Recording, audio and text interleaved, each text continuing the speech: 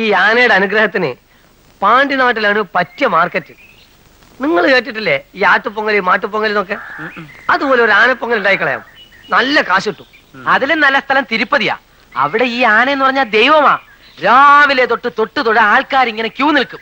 നല്ല സുന്ദരികളായിട്ടുള്ള പെണ്ണുങ്ങൾ ഇങ്ങനെ അല്ലാച്ചനെ ദക്ഷിണ ഇനത്തിൽ തന്നെ നല്ല പരിപാടി. ഞാനിപ്പോ ഇതിനെ എവിടെ കൊണ്ടുപോകണം നിങ്ങൾ പറയണേ? മിസ്റ്റർ, നിങ്ങൾ ആനയെ കൊണ്ട് തെണ്ടിക്കുകയാണല്ലേ? തെണ്ടിക്കേ?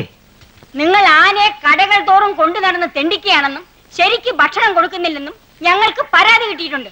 We got information. നമ്മൾ ആരാണെന്ന് മനസ്സിലായില്ലല്ലോ. ഞങ്ങൾ മൃഗസംരക്ഷണ വകുപ്പിൽ നിന്ന് വരികയാണ്. പെറ്റ് ലവേഴ്സ്, അതായത് ജന്തു സ്നേഹികൾ. അത് രണ്ടുപേരുടെയും മുഖം കണ്ടപ്പോഴേ മനസ്സിലായി. ആനക്ക് ഭക്ഷണം കൊടുക്കാൻ വല്ല കാശും തന്ന് സഹായിക്കാൻ വന്നതാണോ?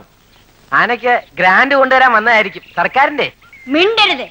മിണ്ടാ പ്രാണികളായ ജന്തുക്കളെ നിങ്ങൾ കഷ്ടപ്പെടുത്തിയാൽ ഞങ്ങൾ മൃഗസംരക്ഷണ മന്ത്രിക്ക് കമ്പി അടിക്കും. This is first warning for you. Yes, exactly. ഞങ്ങൾക്ക് ചെലവായ കാശിങ് തന്നിട്ട് നിങ്ങൾ വേണമെങ്കിൽ ഈ കുന്തത്തിന് ഞങ്ങൾ കൊണ്ടുപോയിക്കോളൂ. ഞങ്ങൾക്ക് ഇങ്ങനെയൊക്കെ തീറ്റ കൊടുക്കാനുള്ള കഴിവേ തൽക്കാലമുള്ളൂ. ആനയെ വാങ്ങുമ്പോ എത്ര കിലോ ഉണ്ടായിരുന്നു? അന്ന് തൂക്കം നോക്കില്ല. മിനിഞ്ഞാന്ന് തൂക്കം നോക്കിയപ്പോ എത്രയടി? 75 കിലോ. 75 കിലോ ഉണ്ടായിരുന്നു. നിങ്ങളുടെ അല്ല, ആനയുടെ തൂക്കമാ ചോദിച്ചത്. തൂക്കി നോക്കിയില്ല. ഉദ്ദേശം എത്ര കിലോ വരും? നിങ്ങൾ എന്താ ഇറച്ചി വെട്ടേരാ? വന്നപ്പോഴേ ഇങ്ങനെ തൂക്കം അന്വേഷിച്ചുകൊണ്ടിരിക്കുന്നു. നിങ്ങൾ ഞങ്ങളെ ഇൻസൾട്ട് ചെയ്യാണ്.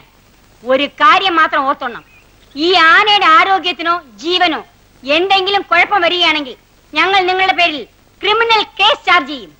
This is last and final warning for you.